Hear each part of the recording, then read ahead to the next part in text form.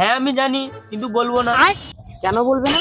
আগে 10 টাকা দাও, তারপর বলবো। তোদেরকে 10 টাকাও দেবো না, আর তোদের বলতেও হবে না। চল চল চল চল। ও স্যার, শুনুন শুনুন। বলো, তুমি কে? তোমাকে তো আগে এই গ্রামে দেখিনি। আমি একজন ডাইরেক্টর, এই গ্রামে একটা শুটের জন্য এসেছিলাম। তা ক্যামেরাম্যান কি জন্য খুঁজছো? আসলে না, আমার যে ক্যামেরাম্যান ছিল না, ও আবরা বাবা হওয়ার খুঁজতে বাড়ি চলে গেছে, আর আমি এখন ফেঁসে গেছি। আচ্ছা, এই গ্রামে কি কেউ ক্যামেরাম্যান আছে? হ্যাঁ, আমি ভালো ক্যামেরা ধরতে পারি। জোয়ান মুভি তো আমি শুট করেছি। আমি যতদূর জানি ওটা তো জাবান।